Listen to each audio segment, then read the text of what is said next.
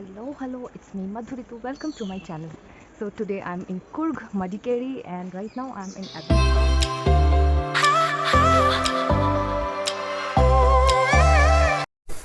नमस्ते दोस्तों, स्वागत है आप सबका मेरे इस चैनल में। और इस सीरीज़ का आप लोग दूसरे ब्लॉग को देख रहे हो क्योंकि इससे पहले मैंने मदिकेरी का पार्ट 1 भी डाला है। अगर आपने अभी तक नहीं देखा है तो प्लीज़ जल्दी से वो देख लीजिए ताकि आप इस ब्लॉग से कनेक्ट हो पाओ।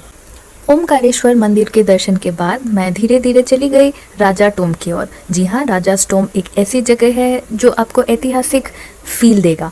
और उस जगह पे मैं जब गई थी तब बहुत ही सुबह था। मैं अर्ली मॉर्निंग में चली गई थी, पर धूप काफ़ी होने के वजह से मुझे बहुत ही मज़ा आ रहा था। और वो जगह नेचर से इतना ही ज़्यादा कनेक्टेड था कि मैं वहाँ से निकल ही नहीं पा रही थी, क्योंकि वहाँ पर झूले थे, वहाँ पे बांस के पेड़ थे, वहाँ पर पलाश के फूल थे और बहुत सारी चीज़ें।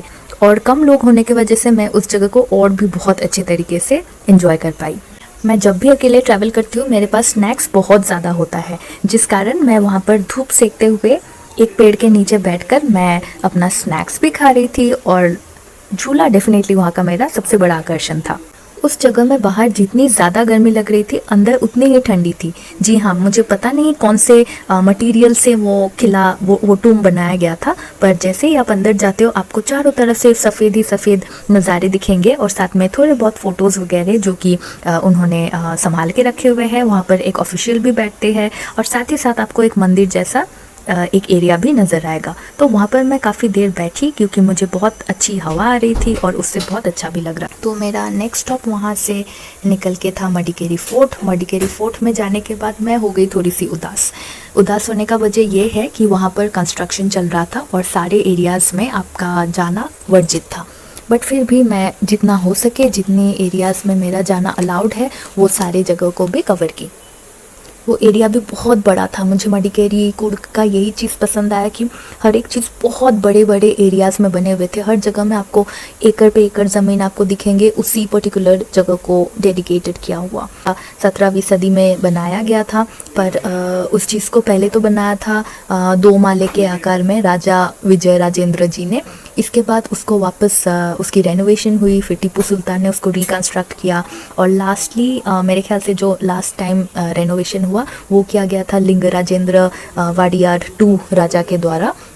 और वो जो स्ट्रक्चर है वो 2 माले का है और वहाँ पर आपको 2 बड़े बड़े लाइफ साइज हाथी दिखेंगे और एक कछुए का स्कल्पचर भी वहाँ पर दिखेगा। मंडे को ये जगह वैसे बंद होता है। उस कंपाउंड के अंदर आपको और भी चीज़ें दिखेंगी, जैसे गवर्नमेंट ऑफ इंडिया के द्वारा रखा गया म्यूज़ियम। कुछ एक नॉमिनल एंट्री फ़ी भी देना होता है, पर वो वर्थ इट है। फिर वहाँ पर अंदर उसी कंपाउंड में आपको महात्मा गांधी जी का पब्लिक लाइब्रेरी मिलेगा, वहाँ पर कोटे महागणपति मंदिर भी मिलेगा और एक उस ज़िला का प्रिजन भी मिलेगा। तो जो कोटी महागणपति मंदिर है वो दशहरा के टाइम पर तो बहुत ही ज़्यादा वहाँ पर भीड़ होती है, बट जब मैं गई थी तब बिल्कुल खाली था। मैं इकलौती इंसान थी क्योंकि दोपहर का टाइम था तो लोग बिल्कुल भी नहीं थे। तो मैंने बहुत एंजॉय किया। धूप बहुत होने की वजह से मैंने वहाँ पर खाई दही चावल और साथ में मैंने लिया फ़िश, क्योंकि कुर्गी फ़िश का मैंने बहुत नाम सुना है तो वो मुझे डिसेंट लगा। और वो सब खाना खाने के बाद फिर मैं निकल पड़ी दूसरे एरिया के लिए, दूसरे डेस्टिनेशन के लिए, जो कि था स्काई वॉक। जी हाँ, वहाँ पर ब्रिज ऑफ कुर्ग है जो कि स्काई वॉक ग्लास ब्रिज के नाम से भी जाना जाता है और वो सिचुएटेड है कटकेरी विलेज के अंदर। और वहाँ पर जाने के लिए आपको कुछ 200 रुपये चाहिए होते हैं और वो लोग आपको शूज़ उतारने के लिए बताते हैं, क्योंकि ऑब्वियसली ग्लास है, बहुत लोग के शूज़ के सोल से वो जो ग्लास है उसमें स्क्रैच आ सकती है या फर्दर डैमेज भी हो सकता है। वो जगह मुझे बहुत ही बेहतरीन लगा। मैं धूप से झुलसते हुए मैंने पी लिया नारियल पानी। नारियल पानी पीने के बाद मैं चली गई डायरेक्ट कॉफ़ी प्लांटेशन की ओर।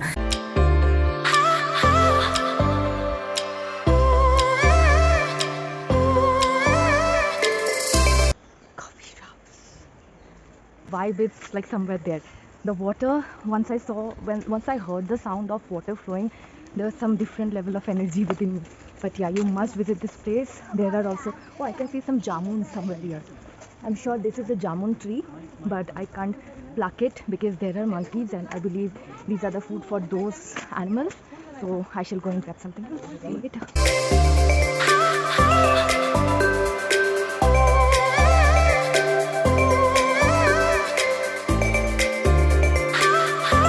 कुर्ग को वैसे भी कर्नाटका का कॉफ़ी कैपिटल माना जाता है क्योंकि वहाँ की कॉफ़ी बहुत ही अच्छा है। तो इन कॉफ़ी प्लांटेशंस के बीचों बीच से होते हुए मैं फिर चली गई एबी फॉल्स की तरफ, जहाँ पर घुसने के लिए आपको 15 रुपये खर्च करना पड़ता है और वो एरिया 9 बजे से 5 बजे तक खुला हुआ होता है। और चारों तरफ आपको सिर्फ कॉफ़ी प्लांटेशंस ही नहीं बल्कि आपको स्पाइसेस यानी कि मसाले भी दिखेंगे, वहाँ के भी उसके भी काफ़ी सारे आपको बगीचे दिखेंगे चारों तरफ।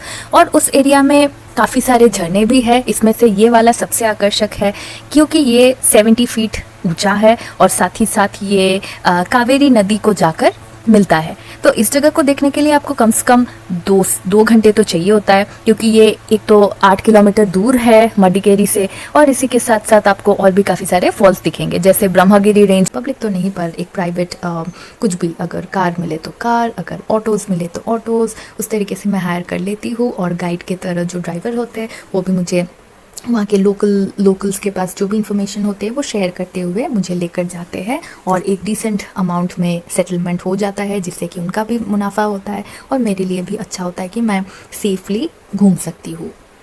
फिर मेरे ऑटो ड्राइवर ने मुझे एक स्पाइसेस, चॉकलेट्स, हनी और जो भी सारी चीज़ें होती है वो वाले शॉप में जाकर दिखाया और वहाँ पर मैं काफ़ी सारे चॉकलेट्स वगैरह खाई, टेस्ट की, थोड़ा सा ख़रीदी और वहाँ से फिर मैं पहुँच गई सबसे लास्ट डेस्टिनेशन इस दिन का, जो कि है राजा सीट। जी हाँ, वहाँ पर जाके भी मौसम बहुत ही ठंड हो रही थी, बारिश भी आने वाला था, तो वहाँ पर मैंने खाए बॉइल्ड कॉर्न और जो आसपास के शॉप्स है स्ट्रीट में बैठे हुए वो सब एक्सप्लोर करके फिर मैं अंदर चली गई राजा सीट पार्क। मंडल पेटी पीक भी है, वहाँ तक हाफ वे मेरी ऑटो पहुँच भी गई थी, बट क्या हुआ कि बीच में बारिश इतनी ज़्यादा आ गई जिसकी वजह से वहाँ से वापस बैक करना पड़ा।